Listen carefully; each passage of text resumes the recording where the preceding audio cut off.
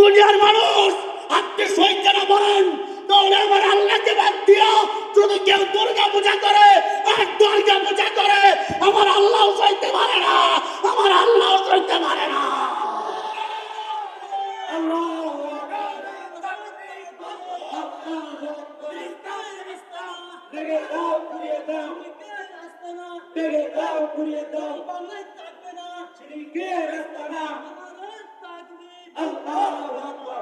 আপনারা কি বলেন, শিরিকের ব্যাপারে কোনো আপোষ চলতে পারে?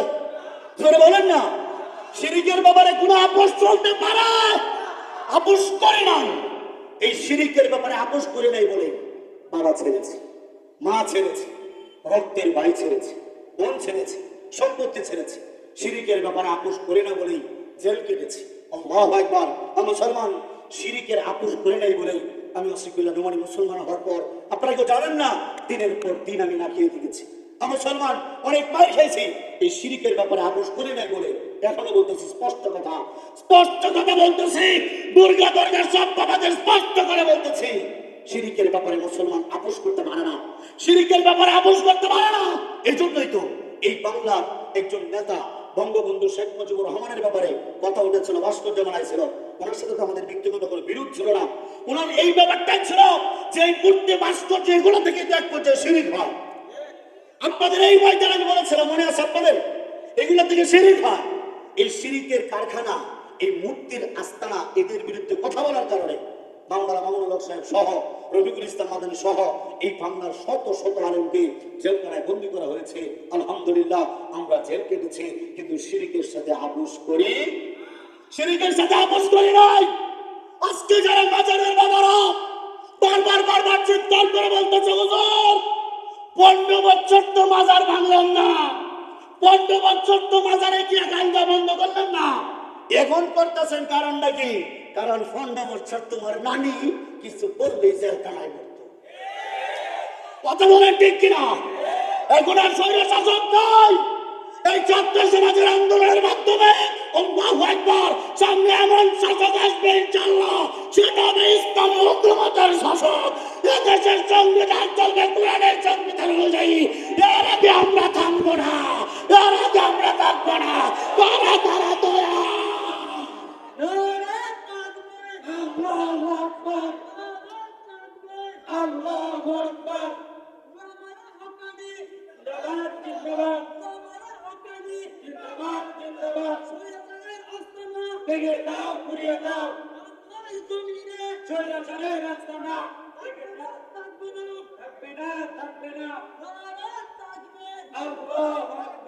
ভয় পাইতেছেন না তো?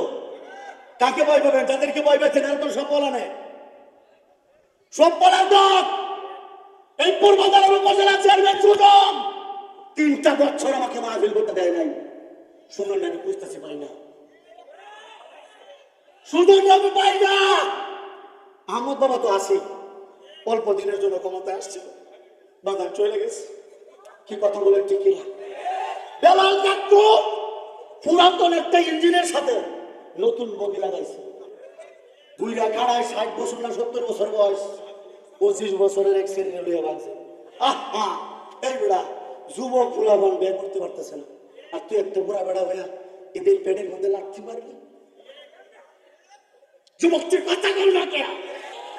তুই কথা সত্য না মিথ্যা? বাবাজি এখন এই ইঞ্জিন চালাতে পারে নাই, চরম পর্যায়ে অসুস্থ। অসুস্থ ব্যক্তি এর পুরো দুর্নীতিতে ধরা খাইতেছে। যদি এরপরে মামলা না হয়, আমরা সবাই মিলে মামলা দিব। কি মামলা? বেলাল আমাকে 3 বছর পূর্বদলায় মাহফিল করতে দেয় নাই। কি কথা সত্য না মিথ্যা? বাজান কম চালাইছে না, বিভিন্ন বয়ানগুলোর মধ্যে পোস্টারের নাম থাকা সত্ত্বেও আমাকে বয়ান করতে দেয় নাই। রফিকুল ইসলাম মাদানী সাহেব তো আরো নির্যাতিত, তো আরো মাজলুম, পূর্বদলের মাটিতে একটা মাহফিল করতে দেয় না। ওরে বাবা কি ক্ষমতার দাপট! এখন কই, এখন কই তোমরা কই? এই মুক্ত বলছিল কেন হবে? আমরা তো মাঠে, তোমরা কই? কথা বলেন না কেন? আমরা তো মাঠে, তোমরা কই? আমরা পালানোর খেলোয়াড় না। কথা বলেন ঠিক কিনা? আল্লাহু আকবার, আল্লাহু আকবার, আল্লাহু আকবার। শিরিকের সাথে কোনো আপোষ চলতে, জোরে শিরিকের সাথে কোনো আপোষ চলতে। মুসলমান এই শিরকের গুনাহ নিয়ে যদি কেউ মারা যায় তার ঠিকানা হবে চিরস্থায়ী জাহান্নাম। এই দুনিয়ার মধ্যে কোনো মানুষ যদি অসুস্থ হয় তার পাশে আমরা যাই, তার জন্য কত দোয়া মোনাজাত করি। যদি রাস্তায় কোনো কুকুরও মরে যায় তার জন্য আমাদের মায়া হয়। যদি কোনো অমুসলিম ভাইয়ের বাড়িতে আগুন লাগে রে বাজান, আমরা সবাই মিলে আগুন নিভাতে যাই। কোনো অমুসলিম কষ্টে পড়লে তাকে উদ্ধার করতে যাই। কিন্তু ওদের মৃত্যুর পরে ওই যে আমার আল্লাহ শিরকের গুনার কারণে চিরস্থায়ী জাহান্নামের আগুন জ্বালিয়ে রেখেছে, এইটা থেকে বাঁচানোর জন্য এদেরকে শিরক থেকে ফিরে ঈমানের দাওয়াত দেওয়ার দরকার আছে না নাই? জোরে বলেন না, আছে না নাই? মুসলমান ইসলাম গ্রহণ করার পর থেকে মানুষকে শিরক থেকে বাঁচানোর জন্য, জাহান্নামের আগুন থেকে বাঁচানোর জন্য কাজ করতেছে। বাজান একজন নয়, দুইজন নয়, 388 জন পর্যন্ত যখন কালেমা পড়েছে, 387 জন পর্যন্ত কালেমা পড়েছে। আমার দিলের ভিতরে শুধু তামান্না, হায় হায় হায়, আমার মা 80 বছরের বৃদ্ধা মানুষ, উনি যে 12টা বছর পর্যন্ত এই শিরিক করতেছে, বৃদ্ধা মালিকের পূজা করতেছে, আমার মায়ের কি দশা হবে? এই চিন্তায় যখন আমি অস্থির, আল্লাহু আকবার। এর মধ্যে আমার বড় দুই ভাই, ওনারা কালেমা পড়ে মুসলমান হয়ে গিয়েছে। জোরে বলেন না আল্লাহু আকবার। মুসলমান, উনাদের কালেমা পড়ার পরে আমার মায়ের ভিতরে পরিবর্তন আসা শুরু করলো। কিন্তু আমার মা, আমার এলাকার মধ্যে বন্ডদের একটা দরগা আছে, ওই আমাদের বাড়ির একটু সামনে পূর্ব পাশে, এটা 100 বছরের পাথরের পূজা। কত বছরের? মুরব্বীরা চিনেন না এমন মনে হয় কেউ নাই। নারায়ণ ডহর বাজারের পূর্ব পাশে দরগা বাড়ি, 100 বছরের পাথর। কত বছরের পাথর? 100 বছরের পাথর। আল্লাহ তুমি মাফ করো। এই পাথরের পূজা করতেছে দুই শ্রেণীর মানুষ। হিন্দুরা বলতেছে এটা বিপদাসিনী দেবী। কি বলতেছে? বিপদাসিনী দেবী। আর মুসলমান বন্ডরা বলতেছে এটা বিবি ফাতেমা। জোরে বলেন না নাউজুবিল্লাহ। এই পাথরের কি ওরা সেজদা মারে? এই পাথরকে 4-5 লিটার দুধ দিয়ে গোসল করা। এই পাথরের কাছে মান্নত করে রে বাজান, পাথরের চতুর্পাশে গান বাজনা করে। এই পাথরকে তারা মালিক মনে করা শুরু করলো। আমার কষ্ট লাগে রে বাজান। আমি তখন হিন্দু অবস্থায় ছিলাম, এই পাথরের পূজা আমিও করছি, আল্লাহ মাফ করেন। হিন্দুরা পূজা করতেছে এই যে পাথরটার, আবার মুসলমানরা পূজা করতেছে এই পাথরটার। মুসলমানদের আন্ডারে থাকা এই পাথরটার নামে সম্পত্তি 27 বিঘা। কত বিঘা? 27 বিঘা, 112 কাটা। এই পাথরের নামে সম্পত্তি। এটা ব্রিটিশরা কি করছে? তৎকালীন নরেন্দ্র নারায়ণ রাজবাবু রাজা, উনি পাথরটা এখানে বসাইছে যাতে করে মুসলমানকে শিরিক করানো যায়। কারণ সব গুনার মাপ আছে, শিরিকের গুনার কোনো মাপ, জোরে বলেন, কোনো মাপ নাই, পতিত আছে। এই পাথরটা 100 বছরের পাথরটা, এটার এমন পাওয়া, 7টা হাতি দেওয়া টানলেও পাথর নড়ে না। কি করে না? 7টা হাতি দেওয়া টানলেও পাথর নড়ে না। বলতেছে সেনাবাহিনী টানছে, পাথর নড়ে না। উনি বাবা, পাথরের কি ক্ষমতা? আমরা কয়েকজন মিলে যুব সমাজের ভাই ওলামা একরাম তাবলীগের কিছু সাথীরা মিলে আমরা মাশওয়ারা করলাম যে আমরা দাওয়াতের কাজ করবো। আমরা ওদেরকে বোঝাবো এটা খারাপ কাজ। এই পাথরের পূজা করা, পাথরের পূজা করা, পাথরের পূজা করা যাবে না, যাবে না, যাবে না। মুসলমান পাথরের পূজা করতে পারে না। আমরা ওদেরকে বোঝানোর জন্য একটা কয়েকজন মিলে মাশওয়ারা করলাম। মাশওয়ারা করার পর দাওয়াত দিয়ে গেলাম এই পাথরের যিনি মূল উদ্যোক্তা, নাম বলবো না, ওনার এখানে গেলাম। যাওয়ার পরে অনেক বুঝাইছি, মানে না, অনেক বুঝাইছি, মানে না। কেন মানে না জানেন? যদি মানে তাইলে তো সম্পত্তি নিয়ে টানাটানি হবে। যদি মানে তাইলে তো গাঞ্জার ব্যবসা শেষ। তাহেরির মাজার যদি ভেঙে যায়, তাহেরিরা গাঞ্জার ব্যবসাটা করবো কই? কথা বলে ঠিক কিনা? এই জন্য গাঞ্জার লোকে তারা কলমের সাথে জোড়া দিয়ে দিচ্ছে। আর বারবার তাহেরি গিয়ে গান গায়, কলবে কলবে মিল না হইলে আশা পূরণ হইবে না, ভবানী সিরাইতে কারবাসি বাজে। বাসি বাজায় আমার তাহেরি বাবা, কি মায়ার সুরে ডাকে রে বাবা। বাসি বাজায় তাহেরি বাবা, কি রে মায়া লাগে ও মৌলি সিরাইতে কারবাসি বাজে। আমি বলি বাবা, তোদের বাসির মধ্যে সিদ্রি আছে, আমার বাসিটা সিদ্রি নাই। তোরার টাকালি বাজে, আমার টাকালি বিদ্যা। কথা বলেন ঠিক কিনা? বাঁশি বাজানোর দিন শেষ, এখন লাঠি চালানোর বাংলাদেশ। চিৎকার করে বলেন কথা ঠিক কিনা? আল্লাহু আকবার মুসলমান। আমি বলছি বাবা তোমার পাথরটা দিয়ে দাও, আমরা আর কিচ্ছু চাই না, তোমাদের সম্পত্তির দরকার নেই, শিরকটা বন্ধ করো। আপনারা কি বলেন? আমার কথা কি যুক্তির বাইরে বলছি?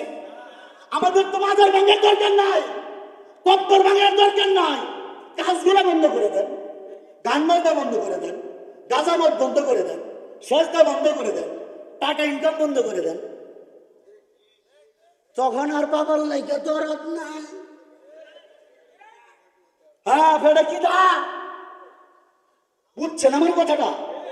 যারা মাজারের কমিটি সবটি বাটপা, সবটি ওরে বাটপা, কথা বলেন ঠিক কিনা? আমি বাটপারি না, নিজের ব্যবসা লুচ্চা।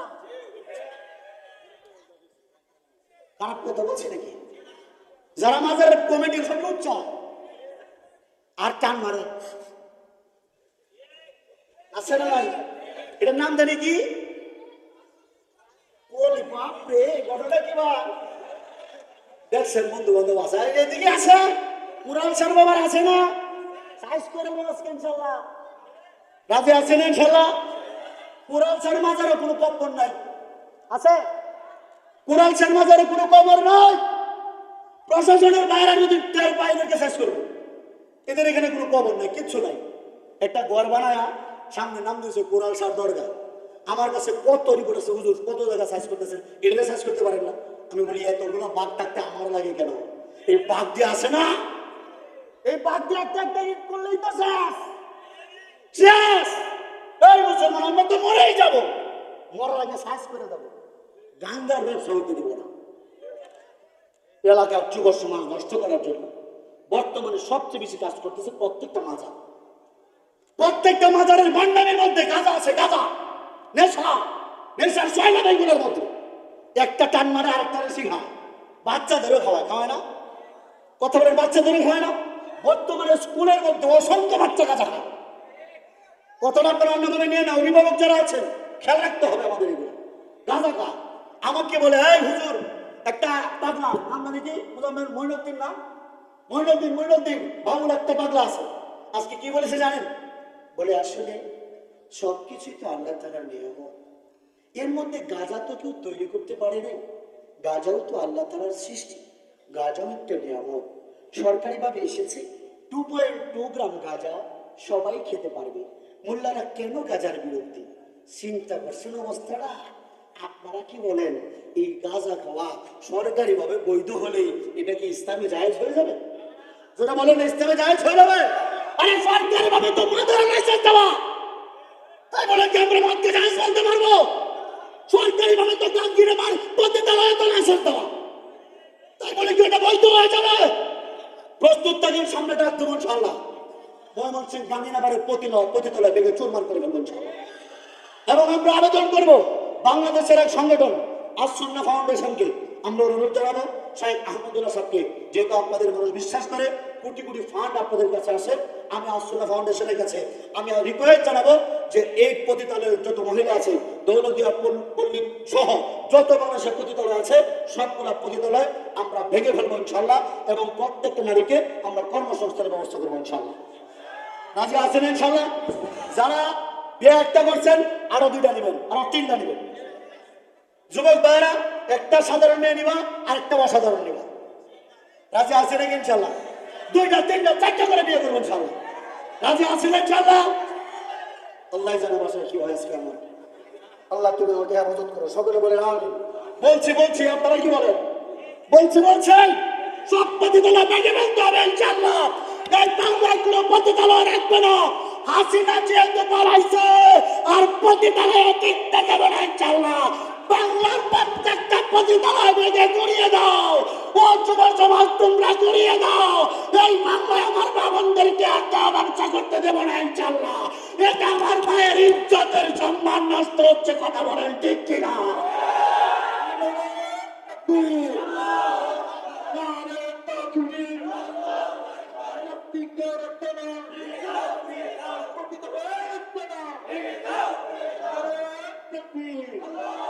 এখন ঠান্ডা মাথায় বলেন, পতিতালয় ভাঙার ডাক আসছে, যারা আমাদের বিরুদ্ধে আসবে এরা কারা? হ্যাঁ, এরা কারা? এরা কারা? এই দালালদেরকে চিহ্নিত করতে হবে, বুঝতে পারা শৈল চট্টগ্রামের লোক কাওয়া কাদের জন্য দাঁড়াইছে, এরা পালাইতে বাধ্য হবে। অথবা মানিক চোরার মতো কলা পাতার মধ্যে ধরা খাইব। কথা বলেন ঠিক কিনা? আমার সবচেয়ে কষ্ট লেগেছে মানিক কাকার জন্য। বলতে পারেন কেন? মানিক কাকা আমাদের সম্মান বাড়িয়েছিল আলহামদুলিল্লাহ। কেমনে? 116 জনের তালিকা করছিল, মনে আছে আপনাদের? গাদারিক গাতক দানা নির্মূল কমিটি মানিক ছোড়া প্রধান ছিল। ধন্যবাদ দিই আমি তাকে। আমার মতো এক কালো মানুষকে 20 নম্বর লিস্টে নাম দিয়েছে, শুক্রিয়া। কিন্তু আমাদের দেশের যুব সমাজগুলো একটু বেশি দুষ্ট হয়ে গেছে। মারবে মার, মানিক ছোড়ার বেশি পদ্ধতি টিপ মারলি কেন? কষ্টের জায়গা বাজার, একটা টোকা লাগলে ঠিক থাকা যায় না। মানিক চোরের একটা বিসি হুজুর তোরা হারাই গেছে, বেচারা সংসার তো করতে পারবে না, বাঁচবে কিনা সন্দেহ আছে। কি কথা বলেন? কথা বলেন ঠিক কিনা? যারা পতিতালয় ভাঙার সময় পতিতাদের পক্ষে দালালি করতে আসবে, একটা একটা বিচু করে ফেলবেন। সরকার সরকার শাস্তি। যুবক ভাইরা কই? ভাই অনুরোধ, মাথার মতো মেরো না, অন্য জায়গায় মেরো না। কি করবো বলো তো? কেন? কারণ আপনি জানেন বন্যার কারণে দেশে আলুর দাম বেড়ে গিয়েছে। এই বর্ধিত আলুর দাম কমানোর জন্য, ব্যালেন্স করার জন্য পতিতাদের পক্ষে যারা দালালি করবে, এদের একটা একটা পিছিয়ে আমরা খুলে ফেলবো ইনশাল্লাহ। নিজ দায়িত্বে খুলবে, কোরআন আছেন ইনশাল্লাহ। 20 টাকা দামের হাতে গ্লাভস পাওয়া যায়, সরাসরি হাত দিও না। যখন ব্যানার আমি বলবো শোনেন না, সরাসরি হাত না দিয়ে আমরা গ্লাভসের মাধ্যমে আমরা এই কাজটা করবো ইনশাল্লাহ। আর এক্ষেত্রে আমাদের এলাকায় যারা দায় আছে, আপনারা জানেন আপনাদের এলাকায় কিছু লোক আছে যারা পাঠাকে কাশি বানায়। নাই? পাতারে কাশি বানায় না। এদের কাছ থেকে যুবক ভাইরা গোপনে প্রশিক্ষণ নেবা। কি করবো আমরা? গোপনে আমরা প্রশিক্ষণ নেব দায় ভাইদের কাছ থেকে, কিভাবে বিচি কেটে পাঠাকে কাশি বানাতে হবে। রাজি আছেন ইনশাল্লাহ? আওয়ামী লীগের দালাল চোরেরা সামনে আসবে, সবগুলোকে কাশি বানাবো ইনশাল্লাহ। রাজি আছেন ইনশাল্লাহ? আল্লাহু আকবার, আল্লাহ। এই দেশটাকে তুমি পতিতা মুক্ত করে দাও, সকলে বলেন আমিন। এখন আপনাদের কাছে প্রশ্ন, শিরিক বন্ধ করার সময়, মাজার বন্ধ করার সময়, শিরিকের কার্যক্রম বন্ধ করার সময় যারা বাধা দিতে আসবে, গাঞ্জার কার্যক্রম বন্ধ করতে, এরা কারা? কথা বলেন। গাঞ্জা বন্ধ করতে গেলে যারা বাধা দেবে এরা কি কর? আর জোরে তালে তালে জোরছে বলো, তালে লাগা। এই গাঞ্জা করার চামড়া, গাঞ্জা করার চামড়া। রাজি আছেন ইনশাল্লাহ? এই ক্ষেত্রে আমাদের যে কাজটা করতে হবে, আমাদের সমাজে যারা মেথর আছে, গরু ছোড়া অথবা ছাগল ছোড়া, আমরা এদের কাছ থেকে চামড়া ছোড়ানোর প্র্যাকটিস করবো। রাজি আছেন ইনশাল্লাহ? আমরা গাঁজা করতে চামড়া তুলে ফেলবো ইনশাল্লাহ নিজ দায়িত্বে। রাজি আছেন তো ইনশাল্লাহ? এখন কষ্ট করতে পারে হুজুর, এটা অমানে বলতো না, অমানে বলতো নয়। আমরা তো গাঁজা করতে আমাদের সমাজের মানুষ, আমরা এদের সাথে কোলাকুলি করতে যাই। জানেন কোলাকুলি করতে গেলে সবচেয়ে খারাপ লাগে, শরীর থেকে বিশ্রী গন্ধ বের হয়। চামড়াটা তুলে ফেললে এই গন্ধটা আর আসবে না। কথা বলেন ঠিক কিনা? আমরা তো হাসিনার দেশের মানুষ। কার দেশের মানুষ? হাসিনা আমার কথা ভুলে গিয়েছিলেন তারা।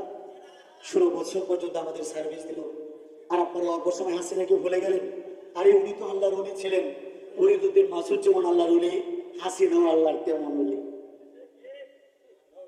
কথাটা বুঝেন না আমার? আরে ফরিদউদ্দিন মাসুদ সাতপন্থীদের দালাল, আওয়ামী লীগের ক্যাডার, নাস্তিক শাহবাগীদের দালাল। এই দালাল আমাদের অনেক চালাইছে, লেবাস দিয়ে দাঁড়াইছে। ফরিদউদ্দিন মাসুদকে বাংলাদেশের যে জায়গায় পাওয়া যাবে সেই জায়গায় তোতা পিঠা করা হবে ইনশাল্লাহ, তোতা পিঠা করা হবে ইনশাল্লাহ। তারা তৈরি আছেন, মালিকরা একটা তৈরি দেবে। আল্লাহু আকবার। কার কথা যেন বলতেছিলাম? হাসিনা আপা আমাদের বউ, আমাদের কি আর জোরে তালে তালে ইন্ডিয়া গেছে, মোদির লগে মোদির বউ নাই, হাসিনারও জামাই নাই।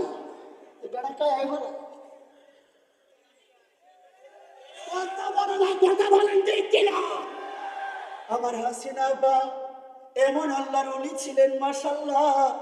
উনি তাহাজ্জুদ নামাজ পড়তেন। উনি কি করতেন? উনি তাহাজ্জুদের মানুষ ছিলেন। বুট একটা পবিত্র আমানত, এই জন্য এই বুটের দায়িত্বটা আমার হাসিনা বাবু গো আওয়ামী লীগের ছেড়া পেড়াদেরকে পবিত্র অবস্থায় তাহাজ্জুদের টাইমে মারতে বলছে। গোটা বুড়ি চলতো তাহাজ্জুদের সময়। কথা বলেন ঠিক কিনা? এত পবিত্র মানুষ পবিত্র বুট দিয়েছে তাহাজ্জুদের সময়। দেশকে উনি এমন ভালোবাসতেন, দেশের মানুষকে বুট দেওয়ার কষ্ট দিতেন না। এক ফেলে গেছে হোটেলে ভাত খাইতে, যাওয়ার পরে মুরব্বী মানুষ ভাত খাইতে গেছে, মুরব্বী মানুষ হাতটা ধুইছে, এক ওয়েটার এসে বলতেছে হাত ধুইছেন, হাতটা মুছেন, বিলটা দেন। বলে কিরে পাগলা, আমি তো এখন পর্যন্ত খাবার খাই নাই, বিল দেবো কেন? বলে আহারে মুরব্বী, আপনাকে তো আমরা ভালোবাসি, আপনাকে আমরা এমন ভালোবাসি গো, আপনার কষ্ট আমাদের সহ্য হয় না।